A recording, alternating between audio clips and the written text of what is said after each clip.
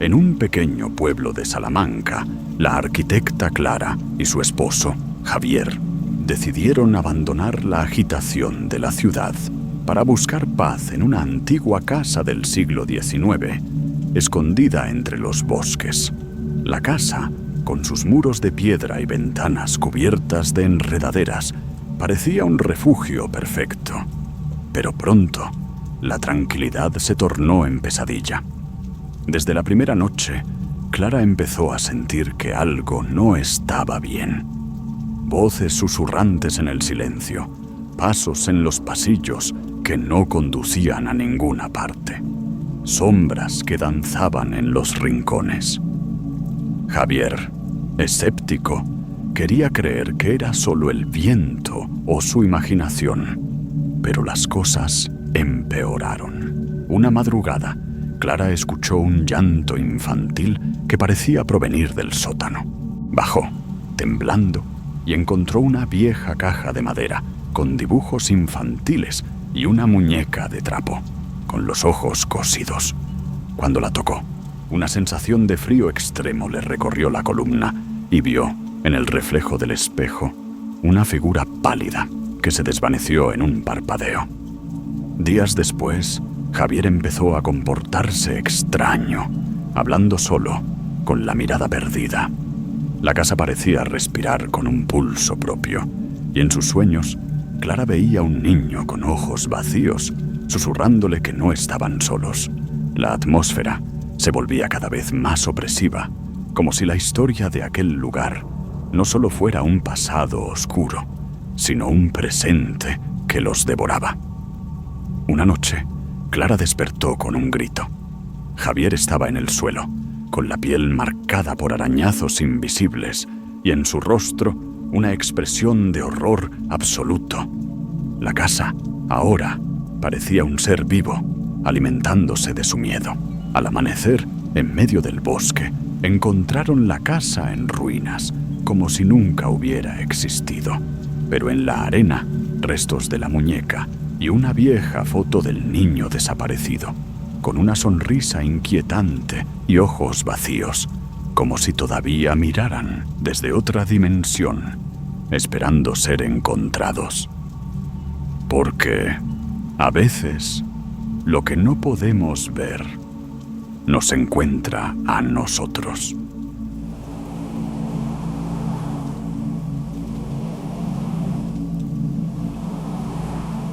Lucas, arquitecto barcelonés, buscó consuelo en la belleza natural de los paisajes españoles. Lo encontró en el infame barranco de Masca, en Tenerife, una cicatriz irregular en la tierra, impresionante y aislante. En el camino, encontró compañía: Mateo, un historiador valenciano, inteligente y encantador. Compartieron historias mientras descendían al abrazo del barranco. La conversación fue fluida, hasta que dejó de serlo. La charla de Mateo giró hacia la historia antigua de la isla, no sobre conquistas, sino sobre los rituales guanches, su creencia de que ciertos barrancos eran conductos para los espíritus, que algunos hombres podían ser vaciados, poseídos por el silencio de las piedras. Lucas se rió, la macabra afición de un historiador, pero notó un cambio. Un brillo vidrioso en los ojos de Mateo. Una tensión en su sonrisa que no tenía nada de humano. En un recodo solitario del sendero, bajo el opresivo sol del mediodía, la fascinación académica del historiador se hizo añicos. No hubo gritos ni advertencias, solo el suave y deliberado roce de piedra contra piedra, mientras Mateo levantaba una pesada roca dentada. Su expresión era de una determinación vacía y serena. La persecución fue silenciosa y brutal. Sin gritos, solo respiración entrecortada y el arrastrar de pies. El mundo de Lucas se redujo a la siguiente pisada, al siguiente escondite. Se metió en una grieta, la roca rasgando su ropa, mientras la voz de Mateo resonaba en las paredes. No un grito, sino un susurro tranquilo e inquisitivo. ¿Lucas? Las rocas quieren ver, quieren saber qué hay dentro. Impulsado por un miedo primario, Lucas se defendió. Una lucha desesperada en un precipicio. el crujido de una rama contra un hueso, un sonido húmedo y repugnante. No una victoria, sino una pausa temporal en la violencia. Tropezando hacia la costa, Lucas encontró un kayak y remó hacia el Atlántico, un frío adormecedor. No miró atrás. La policía encontró la mochila de Mateo, su billetera, su teléfono y una bota de montaña solitaria y ensangrentada, colocada cuidadosamente sobre una roca con vistas al precipicio. Pero nunca encontraron a Mateo. El informe oficial sugiere un trágico accidente, una caída durante un forcejeo. Lucas sabe que la verdad es mucho más siniestra. Regresó a Barcelona, pero el silencio lo siguió. Una semana después llegó un paquete, sin remitente. Dentro, acurrucada entre paja de embalaje, había una piedra afilada y pesada, y una nota, escrita con una caligrafía familiar y elegante. La vista desde aquí arriba es diferente. Ahora lo entiendo. Tú también lo entenderás. En un pequeño pueblo rodeado de bosques oscuros, se cuenta la historia de Raúl, un joven carpintero con un pasado lleno de secretos. Hace años, en un momento de desesperación, invocó a una entidad en busca de poder y riqueza. Lo que parecía un simple pacto, pronto se tornó en una pesadilla sin salida. Todo empezó cuando, una noche lluviosa, Raúl encontró un antiguo libro en el desván de su abuelo.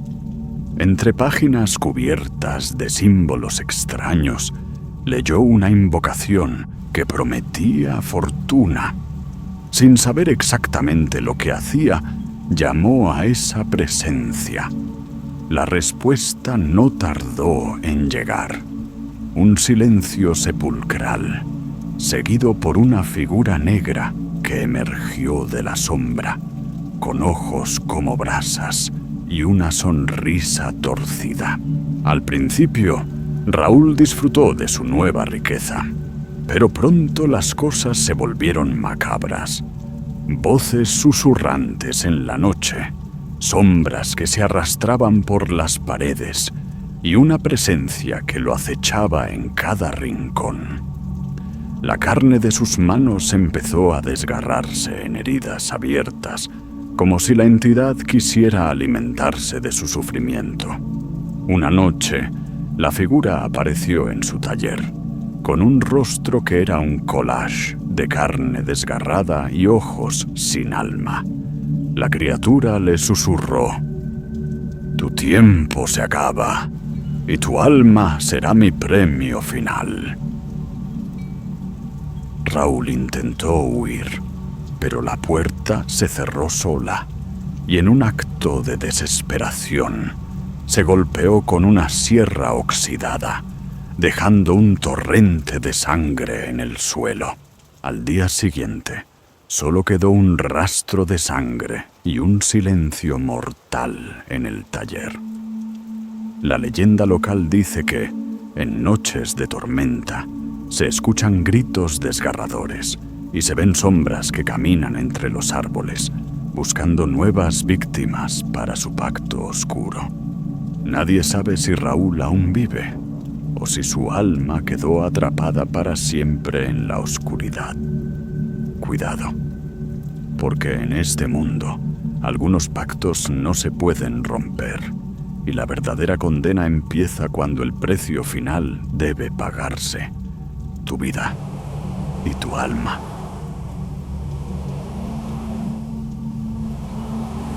El viento ululaba como un lamento ancestral sobre los campos baldíos de Soria.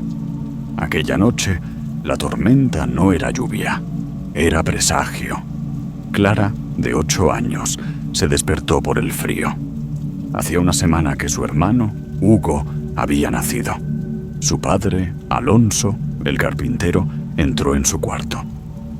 «Clara, ven, la tormenta es fuerte». En sus brazos, Hugo, la vida nueva, se quejaba con un sonido agudo y estrangulado. La niña sintió la extrañeza. Al salir, la escalera a la buhardilla, Se alzaba como una boca abierta. Alonso la sujetó con brusquedad. «No mires arriba. No mires». Él iba rezando, sí, pero entrecortaba sus súplicas con juramentos desgarrados. En el dormitorio, su madre yacía en la cama, los ojos abiertos, fijos en el techo, vidriosos, ausentes. Estaba inerte, desmayada. Alonso empujó a Clara junto a ella. Sobre sus cabezas, en la buhardilla, estaba Thor, el mastín. Pero el sonido no era de perro. Era un aleteo lento, monstruoso, como si un ave inmensa golpeara las tablas. Rasguños, metódicos, arrastrados. De repente, Thor ladró. No con furia, sino con un miedo primario. Un quejido gutural que terminó en un aullido desesperado. Los perros de toda la colonia respondieron en coro. Una cacofonía de terror.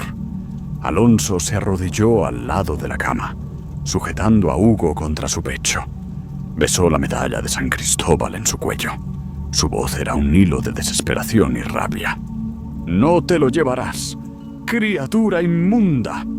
Caminaba de un lado a otro, maldiciendo al vacío. Entonces, el llanto de Hugo se intensificó hasta el puro lamento. Alonso se giró. La manta se había deslizado. Un rastro oscuro, viscoso y rojo, se extendía desde el pecho del bebé hasta el borde de la tela. Alonso ahogó un grito que no pudo escapar. Al amanecer, el silencio era gélido. Un hedor metálico y dulzón flotaba en el ambiente. Clara despertó sola. En la sala, el médico del pueblo susurraba sobre la muerte súbita. Alonso apretaba los puños, la mirada perdida. «Fue la cosa de la buhardilla, doctor. Vino por él». Clara, ahora de 20 años, a veces se despierta. Los rasguños, los aullidos, el hedor. Y la imagen de su madre, con los ojos vacíos. Hugo fue enterrado sin bautizar. Y aunque el viento siguió ululando en Soria, nadie volvió a escuchar el lamento del cuervo en la buhardilla. Pero a Clara, lo que realmente la persigue es una pequeña marca triangular en el cuello de su padre, justo donde antes estaba la medalla. Una marca que, con el paso de los años, ha empezado a sangrar.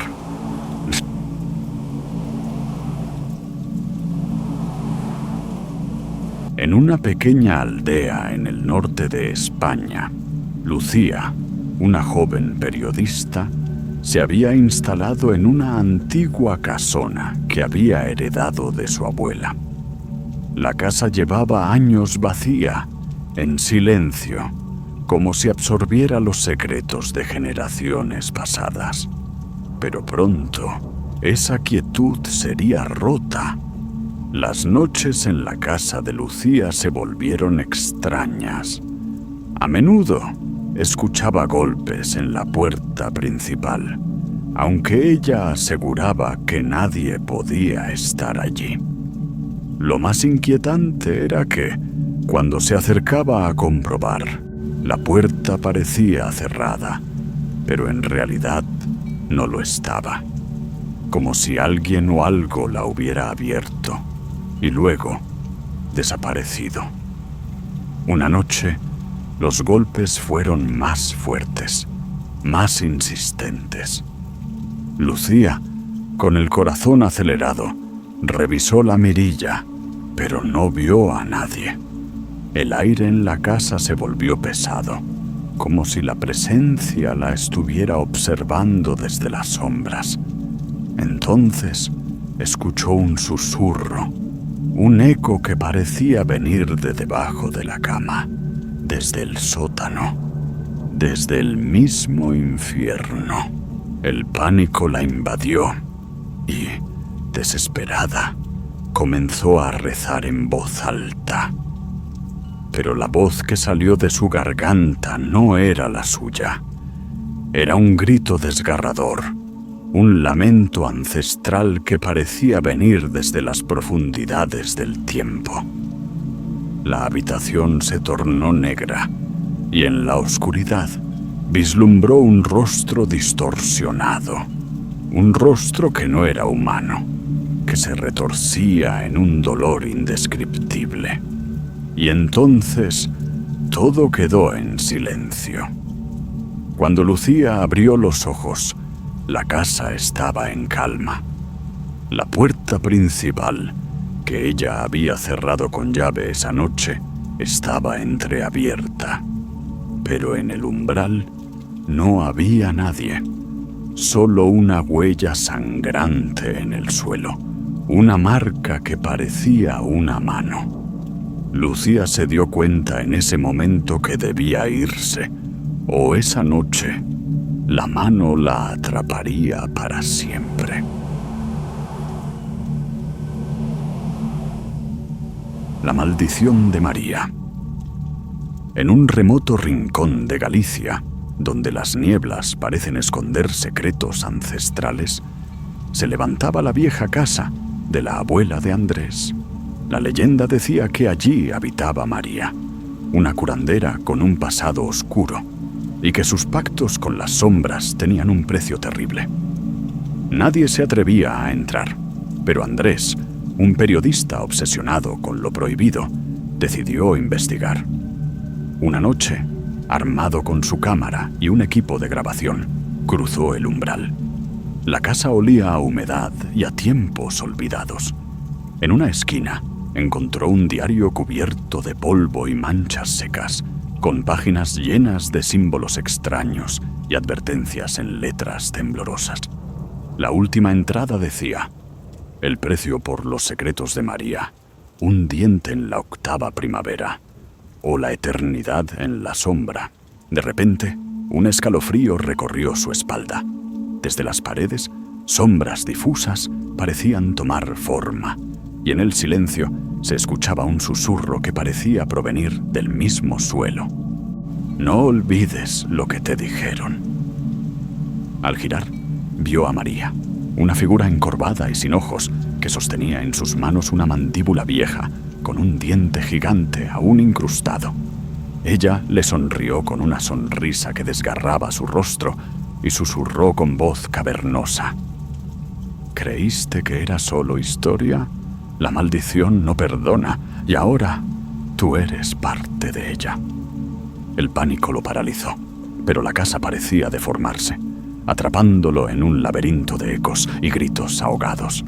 La figura se acercó lentamente, y en su mano, Andrés vio un espejo roto. En él, reflejada su propia cara, pero con un ojo vacío y una sonrisa macabra. La presencia de María se fundió en la oscuridad, y su risa se convirtió en un grito que retumbó en sus oídos. Cuando llegue la 8ª primavera, saca tu diente, o te unirás a los que nunca descansan. Despertó en la calle, con su grabadora en el suelo, girando sola, reproduciendo su miedo. Un grito desgarrador, la mandíbula de María, y su propia voz en susurros: no olvides sacar tu diente. Y en la fría noche, en la bruma, una risa siniestra se perdió en el viento. En un rincón olvidado de la provincia de Jaén, Javier, un joven escultor de 24 años, fue invitado a una celebración en un pequeño pueblo cercano a la sierra. Era la fiesta de 15 años de la hija de un vecino, un evento que prometía alegría y tradiciones antiguas. Pero esa noche, algo oscuro se despertó. Mientras ayudaba a preparar la fiesta, Javier conoció a una mujer enigmática llamada Carmen, de piel pálida y ojos que reflejaban una sombra ancestral. Ella le pidió bailar, y en ese instante, su sonrisa se tornó siniestra. La música cambió y la atmósfera se volvió pesada, casi irreal. Carmen susurró: ¿y si te llevo a un lugar que no existe? La llevó por callejones que parecían deformarse hasta una vieja casona en las afueras del pueblo, cuyas paredes estaban cubiertas de símbolos extraños y manchas oscuras. Carmen le dijo que allí vivía y que si quería acompañarla, solo debía aceptar. Sin pensarlo, Javier dio un paso adelante y le tomó la mano. La casa parecía respirar, con un aire putrefacto y una presencia que lo absorbía. Al adentrarse, las sombras comenzaron a arrastrarse por las paredes, y las paredes parecían deslizarse como carne en descomposición. En un rincón, un altar en ruinas mostraba restos humanos, restos que parecían sus propios sueños rotos. La figura de Carmen se transformó, revelando un rostro desgarrado, con ojos vacíos y una sonrisa de pura maldad. La última visión que tuvo Javier fue de sus propias manos desmembrándose, mientras una risa macabra resonaba en su cabeza. Cuando despertó, solo encontró la casa en silencio y en sus manos una gota de sangre reseca. Nadie en el pueblo recordaba a Carmen, ni esa casa, ni lo que sucedió esa noche, porque en ese lugar las almas que entran en su oscuridad no vuelven a salir. Y a veces, la verdadera muerte no es física, sino la condena eterna de ser parte de una pesadilla sin fin. En una noche fría en un pequeño pueblo en Navarra, en una antigua casa familiar, se celebraba el velatorio de una mujer querida. Pero algo en esa casa no era normal. La casa, de paredes desgastadas y susurros en las esquinas, parecía respirar con un peso invisible. A las 10 de la noche, mientras todos lloraban en el salón, ella, la nieta, decidió descansar en la habitación de su tía, en la planta superior. La oscuridad era tan densa que podía sentirla apretando su pecho. Un llanto desgarrador la despertó. No era un llanto común, sino un grito de desesperación que parecía atravesar sus pensamientos. Intentó buscar a su prima, pero la puerta de la habitación estaba cerrada con llave. Un golpe fuerte, como golpes en la pared, y un llanto aún más fuerte la hicieron temblar.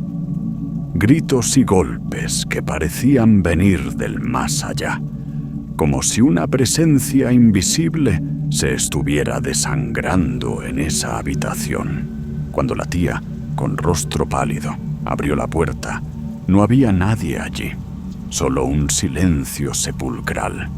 Pero la tensión no desapareció.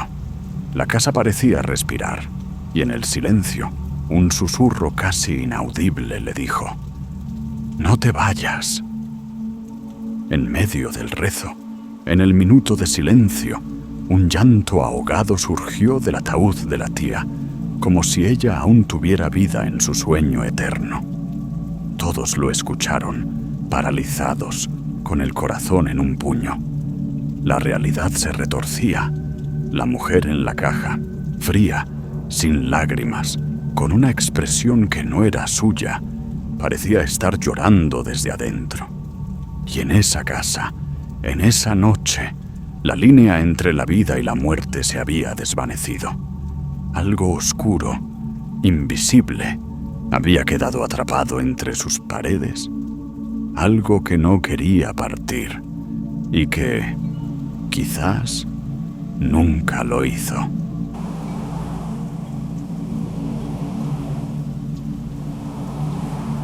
Miguel pensaba que el silencio de su nuevo apartamento en el barrio de las Letras era una bendición. Escritor, buscaba la soledad. Pero el silencio no está vacío. Es un recipiente. La primera señal no fue un sonido, sino una presión. Un cambio en la densidad del aire en el pasillo por la noche. un punto frío que no tenía por qué estar allí. Miguel lo ignoró. Fatiga, el estrés de una fecha límite. Entonces llegó la quietud. Ese tipo de silencio donde el zumbido del refrigerador se convierte en un rugido. Y dentro de él, imaginas un susurro. Tu propio nombre, apenas formado, como un pensamiento que no es tuyo. Viejos cuentos populares españoles que le contaba su abuela surgieron de su memoria. No de un monstruo, sino de una presencia. El Coco, una entidad nacida no de la muerte, sino del abandono. No ronda lugares, infesta el silencio entre latidos. No busca a los desobedientes, sino a los perspicaces. A aquellos que escuchan con demasiada atención la oscuridad. La investigación de Miguel se convirtió en una obsesión. Descubrió que teme a la luz no por su brillo, sino por su ruido. Se esconde de la cacofonía de la vida. En la oscuridad de la noche es más fuerte. No se mueve por el aire, lo desplaza. No se le oye acercarse. Se siente el vacío que crea al acercarse. Su solución fue lógica y arrogante. Inundaría el silencio con sonido. Una máquina de ruido blanco. Emitía un zumbido bajo y eléctrico. Durante una noche, funcionó. La presión se alivió. La segunda noche, Miguel despertó sediento. El ruido blanco ya no era un zumbido. Tenía una textura, un patrón, como si algo armonizara con él, distorsionando el sonido desde dentro. Se quedó paralizado, escuchando. El patrón se convirtió en algo inconfundible. Era el sonido de tejido seco y fibroso, frotándose, lentamente, metódicamente, justo debajo de su cama. No se escondía. Esperaba a que lo escuchara. La advertencia más antigua es no mirar nunca, pero el instinto humano es confirmar la fuente del miedo, hacerlo real. La rebeldía de Miguel fue su perdición. Se inclinó lentamente sobre el borde de la cama, con la linterna de su teléfono temblando en la mano. Lo apuntó hacia la oscuridad. La luz no lo asustó. Le mostró una forma de entrar. La policía encontró su apartamento inmaculado. La máquina de ruido blanco seguía encendida. El teléfono de Miguel estaba en el suelo, con la pantalla rota.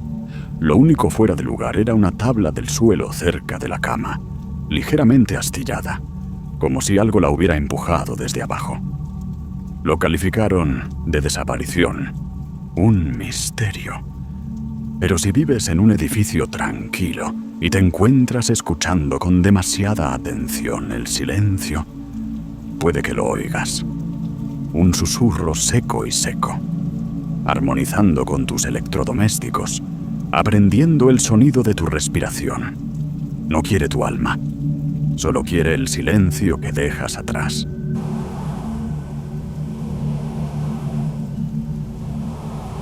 El canto de la muerte. En un pequeño pueblo del norte de España, la iglesia de San Vicente se alzaba silenciosa, cubierta por la niebla y el peso de los siglos. Era una tarde fría y gris, y en su interior, un joven monaguillo llamado Manuel se preparaba para la misa de las 5. Apenas había llegado, cuando una melodía suave y aterradora empezó a llenar el espacio. Una voz etérea, casi susurrante, que parecía provenir de las sombras mismas. Sin ver a nadie, Manuel sintió cómo esa música lo atravesaba, envolviéndolo en un silencio profundo y perturbador. Con cautela, avanzó hacia el altar, pero justo cuando estaba a punto de llegar, la canción se detuvo abruptamente. Entonces, lo vio. Sentado en la penumbra, un hombre con vestiduras de sacerdote y una guitarra en las manos se levantó lentamente. Pero su rostro era una cicatriz que atravesaba su cuello, una herida que parecía latir con sangre aún fresca. El hombre desapareció tras la sacristía, dejando un rastro de silencio y un estremecimiento en el aire. Manuel intentó seguirlo, pero la puerta estaba cerrada. La sensación de miedo se apoderó de él, y una duda mortal se instaló en su mente. ¿Quién era ese sacerdote? ¿Y qué buscaba en la iglesia? Días después, la comunidad susurraba que el párroco había sido trasladado y que la iglesia permanecía en silencio desde entonces. Pero aquella noche, en sus sueños, la melodía volvió a escucharse, más cercana, más desesperada. La misma canción, el mismo canto que lo perseguiría en sus pesadillas, hasta que una noche, en la penumbra de su habitación, vio una sombra reflejada en el espejo. Un hombre con rostro desgarrado, cicatrices abiertas y sangre aún fresca, que le susurró con voz desgarrada: «No estás solo, Manuel. Mi canto nunca murió». En ese instante comprendió la verdad. El espíritu de un sacerdote asesinado en ese mismo lugar, en un oscuro sacrificio, aún buscaba ser escuchado o vengado. La alabanza eterna no era más que un eco de su condena, una melodía de muerte que nunca se detendría. Y así, en la fría soledad de la iglesia, la voz del muerto sigue cantando eternamente en la sombra de la memoria y la sangre derramada.